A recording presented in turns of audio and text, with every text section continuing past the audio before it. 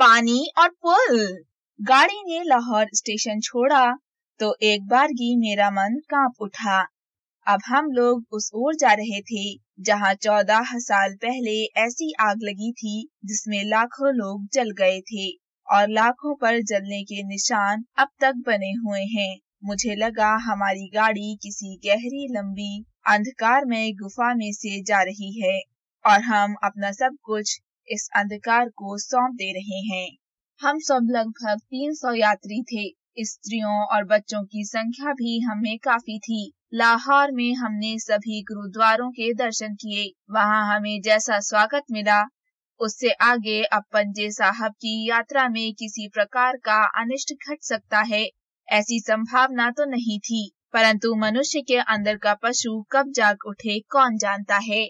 यही सब सोचते सोचते मैंने माँ की ओर देखा। हथेली मुंह पर टिकाए, कोहनी को खिड़की का सहारा दिए वे निरंतर बाहर की ओर देख रही थीं। खेत कट चुके थे, दूर दूर तक सपाट धरती दिखाई दे रही थी। मुझे लगा माँ की आंखों में से उतरकर यह सपाटपन उनके मन में पूरी तरह छा गया है। फिर मैंने अपने डिब्बे के दूसरे यात्रियों की तरफ देखा। उन पर भी गहरी उदासी छाई हुई थी। समझ में नहीं आ रहा था कि एकाएक ऐसी उदासी सब पर क्यों छा गई है। तुम्हें तो यह अच्छी तरह याद होगा, मैंने माँ का ध्यान तोड़ते हुए पूछा। सैकड़ों बार आना जाना हुआ होगा तुम्हारा। माँ मेरी ओर देखकर मुस्कुराई। वह मुस्कुराहट सब कुछ खोकर पाई हुई मुस्कुराहट थी। बोली, मुझे तो इस रास्ते का एक एक स्टेशन तक याद है, पर आज यह इलाका कितना बेगाना बेगाना सा लग रहा है। आज 14 साल बाद इधर से जा रही हूँ। पहले भी ऐसे ही जाती थी। लाहौर पार करते ही अजीब सी उमंग नस नस में दौड़ जाती थी। सराई, हमारा गांव, जैसे जैसे निकट आता जाता वहाँ की एक एक शक्ल मेरे सामने से गुजर जाती। स्टेशन पर कितने लोग आए होते। माँ की आंखों में 14 साल पहले की याद तरल हो आई थी। पिताजी ने अपना रोजगार उत्तर प्रदेश में ही जमा लिया था। हम सब भाई बहनों का जन्म पंजाब के बाहर ही हुआ था। मुझे याद है पिताजी तो शायद साल में एक आध बार ही पंजाब आते थे, पर माँ के 2-3 चक्कर जरूर लग जाते थे। हम में जो छोटा होता वह माँ के साथ जाता और जब से मुझे याद है मेरी छोटी बहन ही उनके साथ जाया करती थी। उन दिनों जब पंजाब का विभाजन घोषित हो चुका था, पंजाब की 5 नदियों का जल उन्माद की तीखी शराब बन चुका था, माँ ने फिर पंजाब जाने का फैसला किया था। सभी ने ऐसे विरोध किए मानो जलती आग में कूदने जा रही हूँ, और वह सचमुच आग में कूदने जैसा ही तो था। परंतु पिताजी सहित हम सब जानते थे कि माँ को अपने निश्चय से डिगाना कोई आसान नहीं। उन्होंने सबकी बातों को हंसकर टाल दिया। 20-22 दिनों में वह वापस आ गईं। गांव के घर का बहुत सा सामान वह बुक करा आई थी। साथ में वह अपना पुराना चरखा और दही मथने की बड़ी मथानी ले आई थी। फिर सारे पंजाब में आग लग गई। घर के घर, गांव के गांव और शहर के शहर उस आग में जलने लगे। आग रुकी तो लगा पेशावर तक सपाट फैली हुई जमीन अमृतसर और लाहौर के बीच से फट गई है और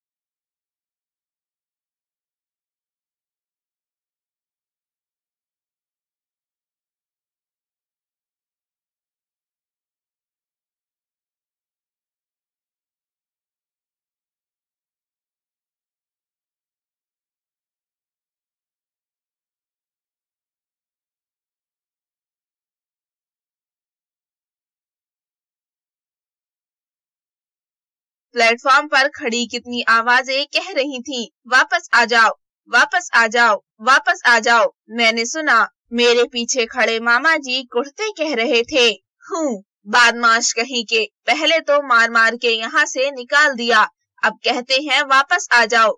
पर प्लेटफॉर्म पर खड़े लोगों ने उनकी बात नहीं सुनी थी। वे कहे जा रहे थे, भरजाई तुम अपने बच्चों को लेकर वापस आ जाओ। बोलो भरजाई कब आओगी? अपना गांव तो तुम्हें याद आता है, भरजाई वापस आ जाओ। माँ के मुंह से कुछ नहीं निकल रहा था। वे सिर का कपड़ा संभालते हुए हाथ जोड़े जा रही थी। दूर खड़ा गार्ड हरी लालटेन दिखाता हुआ सीटी बजा रहा था। इंजन ने सीटी दी, गाड़ी फक फक करती हुई चल दी। भीड़ की भीड़ हमारे डिब्बे के साथ चल दी। अच्छा भरजाई सलाम, अच्छा बेटे सलाम, रवेल सिंह को हमारा सलाम देना, सबको हमारा सलाम देना। माँ के हाथ जुड़े हुए थे और मुंह से गदगद स्वर में धीरे धीरे कुछ निकल रहा था। धीरे धीरे गाड़ी कुछ तेज हो गई। हम दोनों खिड़की से सिर निकाले हाथ जोड़े रहे। भीड़ के लोग वहीं खड़े हाथ ऊपर उठाए चिल्लाते रहे। गाड़ी स्टेशन के बाहर निकल आई तो मैंने बर्थ से पोटलियां हटाकर एक ओर की और माँ से कुछ कहने के लिए उनकी ओर देखा। माँ की आंखों से आंसुओं की अविरल धारा बह रही थी, बहे जा रही थी। वे बार बार दुपट्टे से आंखें पोंछे जा रही थीं, पर टूटे हुए बांध का पानी बहता ही जा रहा था। हमारी गाड़ी झेलम के पुल पर आ गई थी। रात्रि की उस नीरवता में खडर खडर की तेज आवाज आ रही थी। मैं खिड़की से झांक कर झेलम का पुल देखने लगा। मैंने सुना था झेलम का पुल बहुत मजबूत है। पत्थर और लोहे के बने उस मजबूत पुल को अंधेरे में देख रहा था। मेरी दृष्टि और नीचे की ओर भी जा रही थी, जहां धूप अंधेरा था, पर मैं जानता था वहां पानी है। झेलम नदी का कलकल करता हुआ सच और निर्मल पानी, जो उस पत्थर और लोहे के बने हुए पुल के नीचे से बह रहा था।